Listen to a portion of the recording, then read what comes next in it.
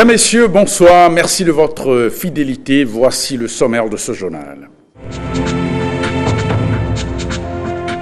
Journée nationale de l'arbre. Plus de 4000 plants ont été mis en terre dans la commune d'Adjara.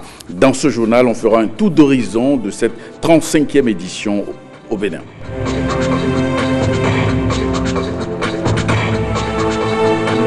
Pour un meilleur suivi des structures sanitaires béninoises, la commission chargée du contrôle fait le point. Les membres de cette organisation ont sillonné plusieurs structures du nord au sud. «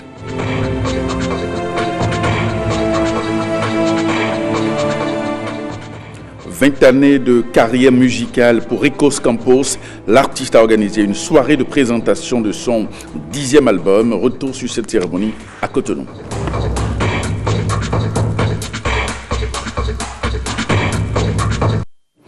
Merci et bienvenue à cette édition. Le Bénin, pour la 35e fois, a sacrifié une tradition, celle de mise en terre des plants. Alors cette année, c'est le centre universitaire de Sakété qui a abrité les manifestations avec, pour implication, les mises en terre des espèces autochtones. William Tchoké.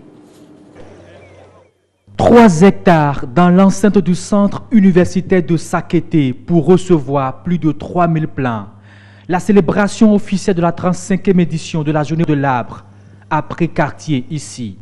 Un choix qui colle bien avec le thème « Arbre et éducation pour une économie verte durable ». Les espèces autochtones jouent un rôle très important en matière d'écologie. C'est la première autorité de ce centre. Plus qu'un discours de bienvenue, c'était un cours d'écologie. Et en participant à la séquestration du carbone. Il est connu que les espèces autochtones prennent jusqu'à 10-12 ans avant de donner leurs premiers fruits. Nous avons des chercheurs dans cette université qui ont développé des techniques pour que, par exemple, la pomme sauvage, au bout de 2-3 ans, fructifie et que le baobab, au bout de 5-6 ans, commence à donner ses premiers fruits. Elle aura donné le ton à cette célébration. Une restauration du couvert végétal qui met un accent particulier sur les espèces autochtones. Et pour bien conjuguer les exigences économiques, éducatives et environnementales, José Tonato s'est fait accompagner de 2 de ses collègues de l'enseignement, tous d'une même voix, celle du garant de notre cadre de vie. Ils invitent les populations à faire la part belle aux actions de reboisement. Vous voyez que nous ne sommes pas à Sakété par hasard. Donc, le message de la directrice a été clair. J'ai été heureux d'entendre cet enseignement et je vais le porter. Je demande au directeur général des eaux, forêts et chasses, de s'en saisir pour que nous allions plus loin avec les centres de recherche en agriculture qui peuvent être la fondation et les bases de ce centre international que le chef de l'État a proposé à la communauté tout entière. Passé ce acte protocolaire, ils sont passés tous à l'action. Ils ont mis en terre des plants sur toute la surface. Même le président de l'Assemblée nationale, venu par surprise, a sacrifié aussi à la tradition. Il a mis en terre ce plant de cocotier. Plus de 4000 plants ont été mis en terre ce samedi un peu partout dans la commune d'Adjara. Le maire Michel Honga est allé officiellement lancer la 35e édition de la Journée nationale de l'arbre à Ondongla, dans l'arrondissement d'Aglobé. Guillaume Avienou, Brice Honga. Tôt ce samedi matin et sous une fine pluie, les autorités de la commune d'Adjara sont venues ici, sur le domaine de 2000 mètres carrés mis à la disposition de l'administration des eaux, forêts et chasses par le conseil communal à Odo-Ongla dans l'arrondissement d'Aglobé. C'est sur le dit domaine que le maire Michel Honga lance officiellement la célébration au plan communal de la 35e journée nationale de l'arbre. Kiréko, en 1983-1984, a initié le reboisement au Bénin. C'est qu'il a vu que le Bénin tendait vers le Sahel. Mais il a compris qu'il faille reboiser tout le Bénin pour que nous ayons ce qu'il faut pour vivre. L'arbre, considéré comme un thermorégulateur, joue en effet un rôle majeur dans la vie sur Terre. Ce qui justifie peut-être le choix du thème retenu cette année pour le 1er juin par les autorités au plus haut niveau. Arbre et éducation pour une économie verte et durable. Un thème en harmonie avec l'ambition du conseil communal d'Adjara de faire de la commune une cité verte. Ce 1er juin 2019, encore, nous mettons en terre 4 925 plants, dont 4 200 acacias, auriculiformis, 425 Caya sénégalensis et 300 Eucalyptus camendulensis.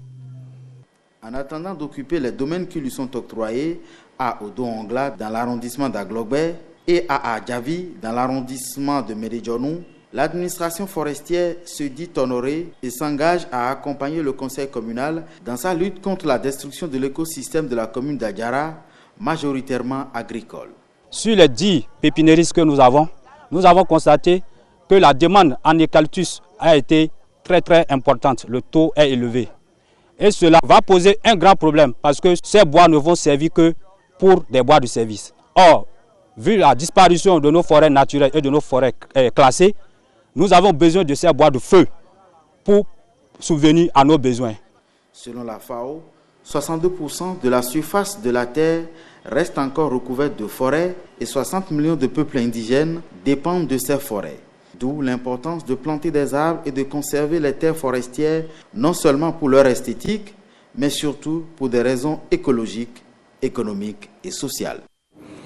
À l'Assemblée nationale, la Commission des relations extérieures, de la coopération, du développement, de la défense et de la sécurité s'engage à rompre avec le passé silencieux qu'on lui connaît. Et les nouveaux membres de la dite commission ont animé ce week-end un point de presse au Parlement. Guillaume Avienou. En marge de la présentation à l'hémicycle ce vendredi, des nouveaux députés Norbert Aïvor Khouzi, le suppléant de Georges Bada, et Sani Maman, le suppléant de Luc Atropo, les deux titulaires ayant préféré leur titre de maire respectivement des communes d'Abomey-Calavi et de Boycon à celui de député, les membres de la Commission des relations extérieures, de la coopération, du développement, de la défense et de la sécurité, plus connue sous le nom de la Commission 5, ont rencontré la presse. Un seul point inscrit au menu des échanges, l'engagement de cette commission à faire montre de dynamisme. Par le passé, la commission 5 est considérée comme une commission inactive où certains collègues viennent juste se reposer. Alors, sous notre direction, nous avons pris l'engagement de rendre efficace, plus visible les travaux de notre commission en matière de la sécurité, de la défense, de la coopération, des relations extérieures. Et au cours de cette réunion, nous avons voulu rendre public notre programme. Un chronogramme bien achalandé qui va être composé de visites à la Commission nationale de lutte contre la prolifération des armes légères et de petit calibre en République du Bénin, de séminaires pour la formation des membres de la Commission en charge des relations extérieures et de la défense. Nous avons plusieurs séminaires à faire, séminaires sur la diplomatie gouvernementale et la diplomatie non gouvernementale. Nous avons aussi des séminaires à faire sur la défense et la sécurité. Nous avons des visites à faire. Ces visites seront effectuées au niveau des structures de défense et de sécurité à travers tout le pays, en rapport avec l'insécurité, bien sûr, et la défense de l'intégrité nationale. Tout ça, c'est des trucs que nous devons proposer au président de l'Assemblée nationale. Nous avons des contacts à prendre avec les ambassades. En clair, les nouveaux membres de la Commission des relations extérieures, de la coopération, du développement, de la défense et de la sécurité s'engagent à renvoyer dans l'opinion l'image d'une instance du Parlement résolue à rompre avec le passé de commission passive qu'on lui connaît depuis des années.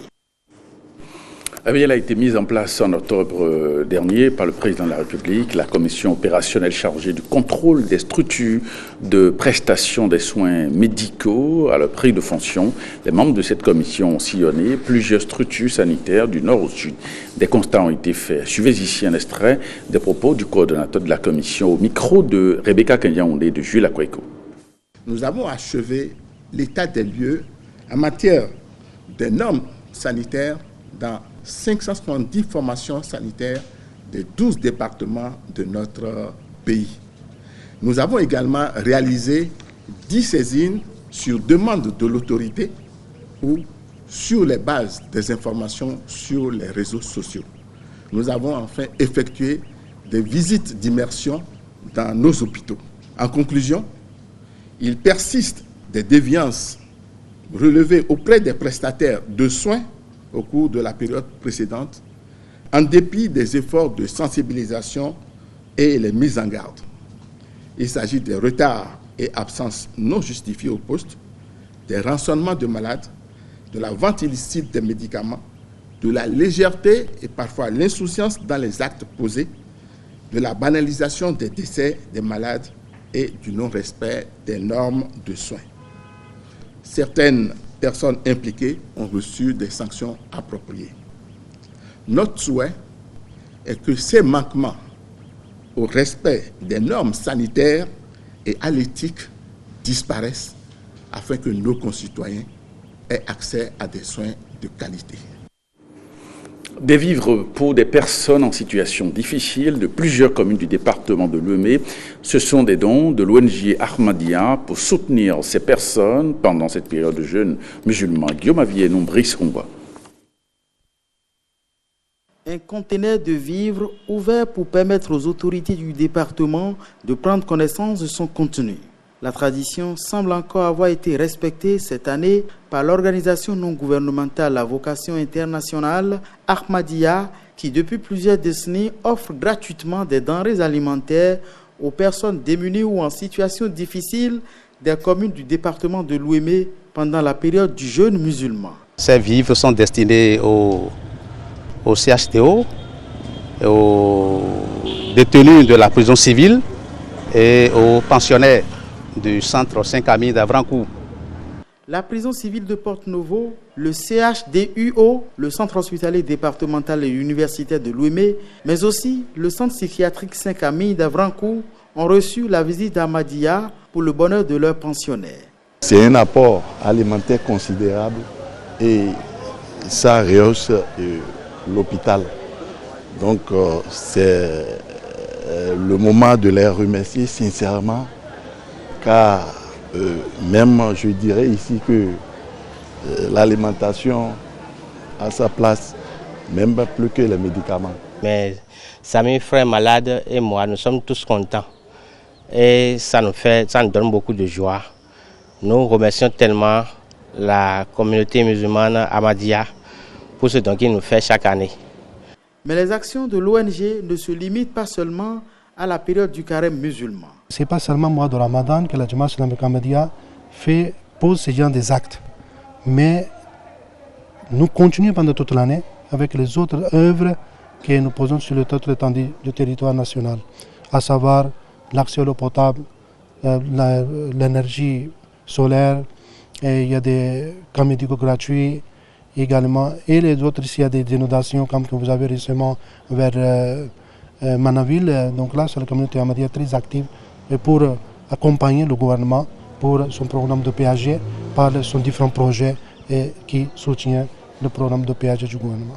Le leitmotiv de Ahmadiyya, soutenir les décideurs dans leur lutte au quotidien pour sortir la population de la grande précarité, selon les dirigeants de l'organisation.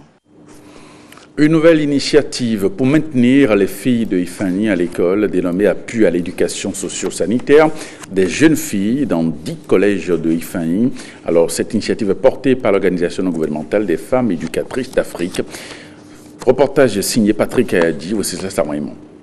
Rompre le silence coupable qui entoure la question de la sexualité en milieu scolaire. Fawe Bénin et son soutien financier Repasoc en font leur préoccupation. Les deux partenaires lancent ici à Ifani un projet salvateur, l'appui à l'éducation socio-sanitaire des jeunes filles dans 10 collèges de cette commune du département du Plateau. L'objectif de ce projet est d'améliorer d'ici 2 ans la qualité de la gestion de l'hygiène menstruelle chez les jeunes filles en milieu scolaire en leur apportant les informations et les matériels nécessaires pour faciliter la gestion de leur menstruation à l'école en vue de réduire sensiblement l'abandon des classes. La présente action va permettre de mettre à la disposition des filles des collèges cibles des toilettes spécifiques, genre et l'accès aux serviettes hygiéniques renouvelables pour la gestion efficace de leur hygiène menstruelle.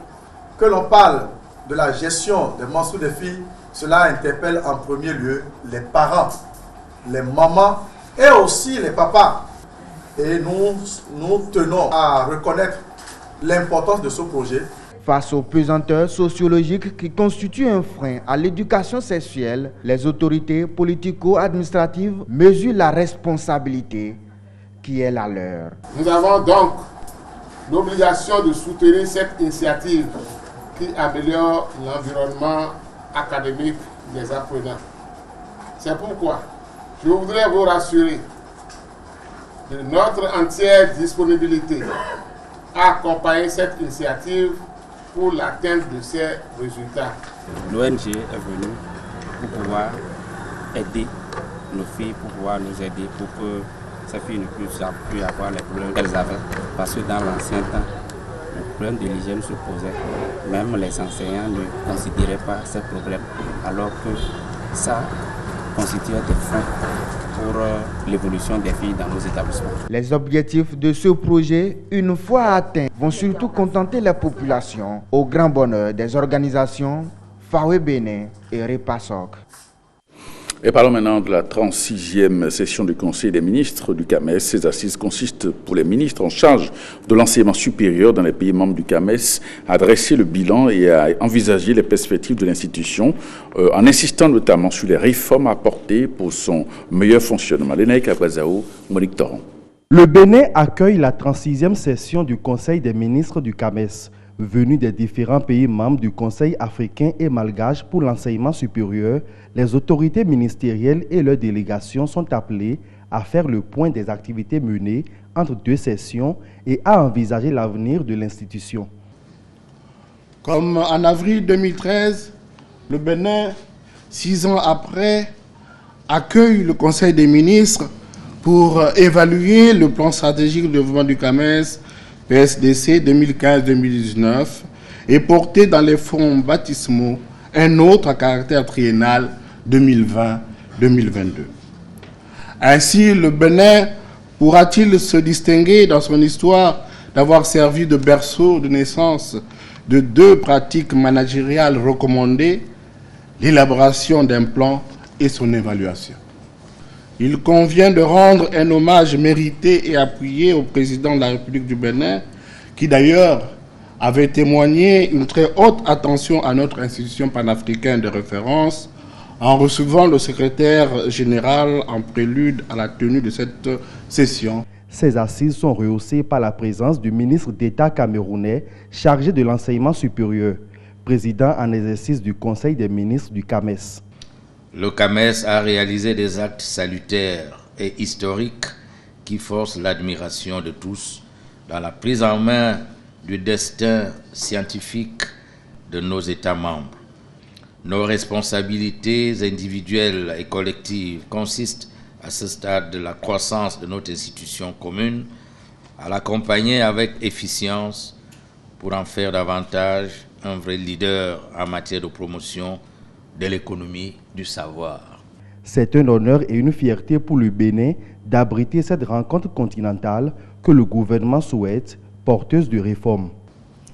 Monsieur le secrétaire général, vous l'avez relevé tout à l'heure et indiqué qu'au cours de l'audience qu'il nous a accordée, dans le cadre des préparatifs de ces assises, le président de la République a appelé votre attention sur certaines réformes nécessaires au renforcement de la crédibilité de votre institution.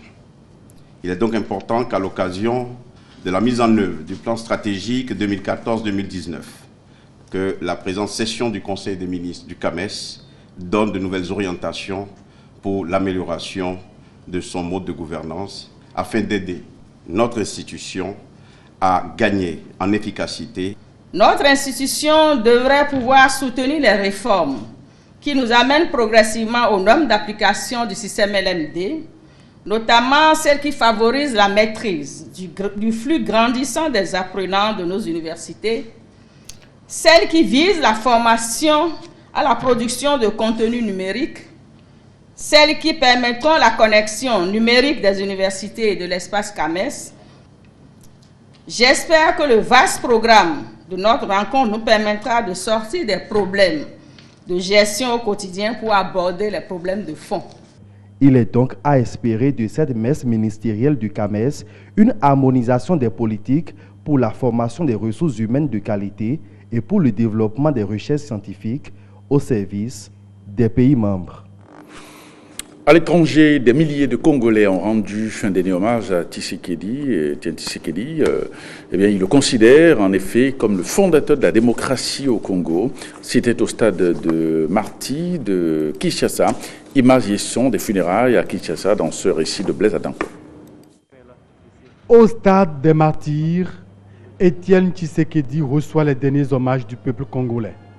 Figure de l'histoire du Congo et père de l'actuel président Félix Tshisekedi, la dépouille de l'ex-opposant est exposée devant des milliers de personnes et 6 chefs d'État africains, dont le Rwandais Paul Kagame. Un podium a été dressé au milieu du stade avec une cage en verre où le cercueil a été déposé. Présents dans le stade, les militants de l'Union pour la démocratie et le progrès social. Drapeau du parti en main, ils célèbrent la victoire de leur héros dont la dépouille est de retour. Et je suis fier de voir aujourd'hui Tshisekedi être enterré par nous les démocrates. J'avais dit ça. Vous savez que Papa Tshisekedi n'a pas été le président de la République, mais beaucoup de présidents de la République lui fait des honneurs comme s'il a été président de la République. Moi, ça m'a fait du bien de ma part. Etienne Tshisekedi a été admis à titre posthume dans l'ordre national Héros nationaux Kabila Lumumba au grade de grand cordon. Il est décédé à l'âge de 84 ans le 1er février 2017 à Bruxelles en Belgique. Son corps sera inhumé à Nsélé dans la concession de la famille. Retour au pays avec l'artiste chanteur Ricos Campos qui fête ses 20 ans de carrière à l'occasion d'une soirée de présentation de son 10e album a réuni dans un hôtel de la Place des personnalités de son entourage aussi bien politique que culturel. Le point de cette soirée avec Patrick Diossou et Jules Akweko.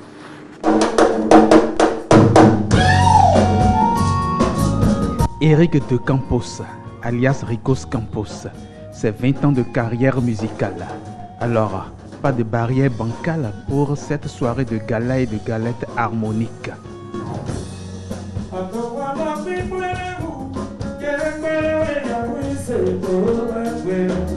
Hors du territoire national, Oswald Omeki, ministre de la Culture, a dépêché tout son cabinet sur les lieux pour honorer de son vivant Ricos, le boss du live, et pour découper et déguster le gâteau de circonstance. Joyeux anniversaire de Léon Anjorin Koboudé, assistant du ministre, à Gilbert Déo Malé, directeur général du Fonds des Arts et de la Culture.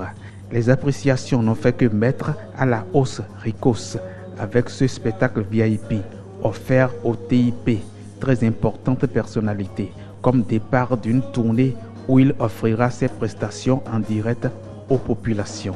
Ricos Campos, c'est aussi 20 ans de studio, avec studieusement 10 albums au compteur.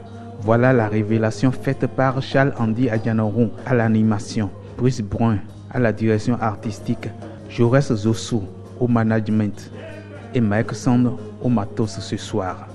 Ricos, c'est encore 20 ans de scène qui ont asséné comme coup près de 100 titres composés et joués en live avec l'orchestre Aria Musica pour des décibels d'une musique si belle que rythme rituel et sonorité traditionnelle riment avec cadence moderne et danse contemporaine devant les chefs des couvents et Gungun Kuvito. Avec Ricos, on porte le toast des noces de porcelaine ou Primo. L'on fait don à Don Metok d'une clé musicale Hongan. Secondo, l'on loue à Kemi un gracieux quai mélodique en duo d'amour, Wanyini. Tertio, l'on se saoule de feu Zoulé Sangaré en souvenir de duo mémorable.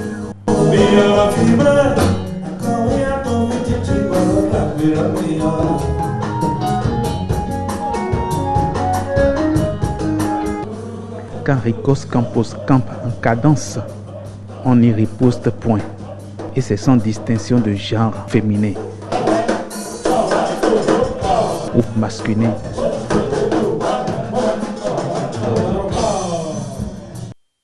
Eh bien, ce journal se refait. Merci pour votre fidélité à 23h30, Jérôme Moubo, pour le JT Soir. Merci et à demain.